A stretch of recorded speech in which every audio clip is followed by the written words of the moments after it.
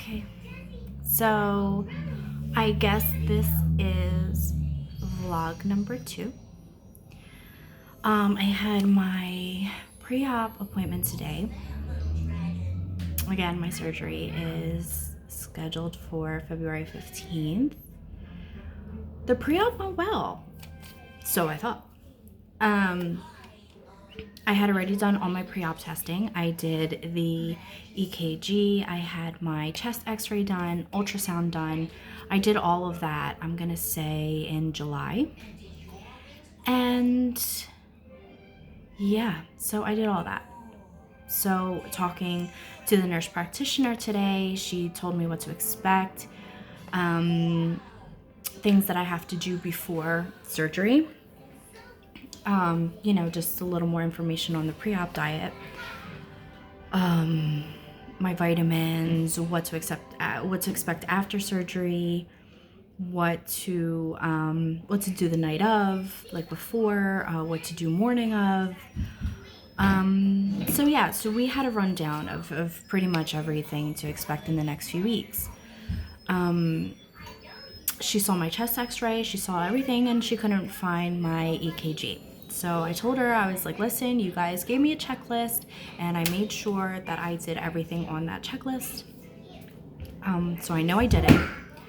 So they did find it. She was like, okay, we found it. We'll just put it in your chart. I'll review it later and go about your day, which is what I did. I also had to do a last minute blood draw, just making sure that everything is okay. See how my vitamin C levels were, because I know they were low. So I am on a high dose vitamin C as well as a multivitamin. So I did that. So I felt very accomplished today. I did a lot. I just got the call, and I missed it because my phone was on silent, that my EKG came back abnormal. So, she told me not to freak out. She said, don't freak out, you still have time. She gave me the number to the cardiologist that they normally work with. So she was like, just call them tomorrow morning, first thing. Tell them that your surgery is for the 15th and that you need pre-op clearance. So that's what I'm gonna do tomorrow. See if they can squeeze me in, and I guess just to make sure that everything's okay with my heart. I'm gonna be honest, I didn't think that this was gonna be a problem that was gonna pop up. Like, honestly, I thought at this point, like, I was like, okay, if something's gonna happen, they're gonna see my blood and they're gonna be like, oh my god, like, you have diabetes now. Like, you've made it. You were pre-diabetic for a few months and now you're diabetic. Like, that's what I was expecting, just because of my pregnancies. I had gestational diabetes for the last 2, and honestly, I probably had them for all 3.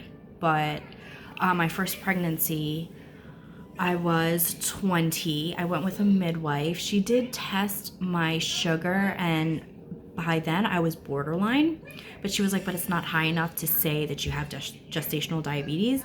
And we never really checked it again, like, throughout the pregnancy.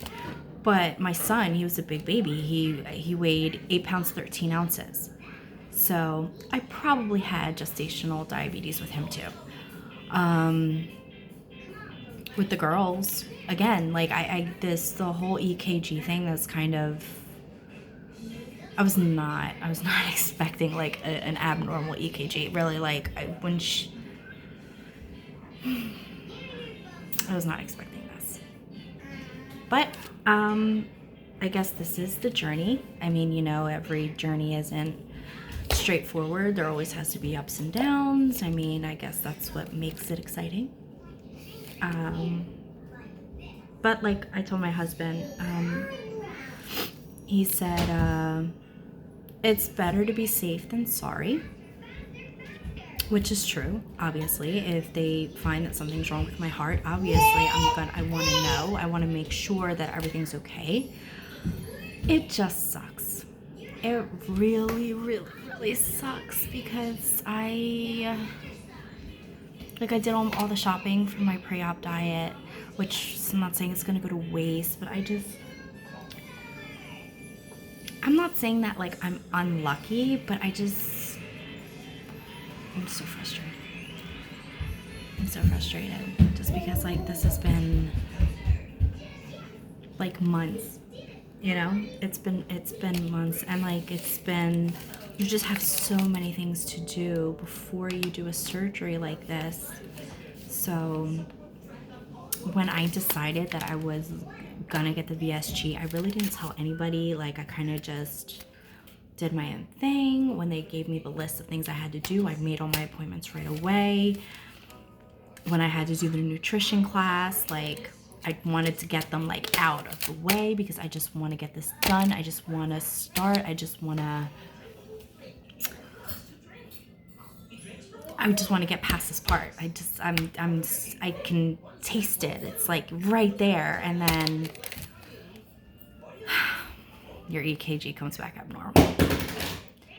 So I am gonna call tomorrow, first thing, see if they can squeeze me in, and hopefully it was just like a fluke. Like she said, maybe they just put the leads on wrong. Like maybe, they just didn't situate it correctly.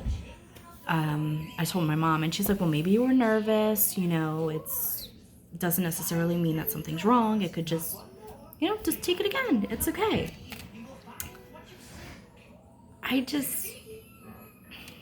My luck, something is wrong. Like, that's how I feel.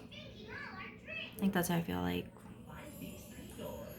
But if there is, then that's the silver lining, right? Because maybe I wouldn't have found out any other way.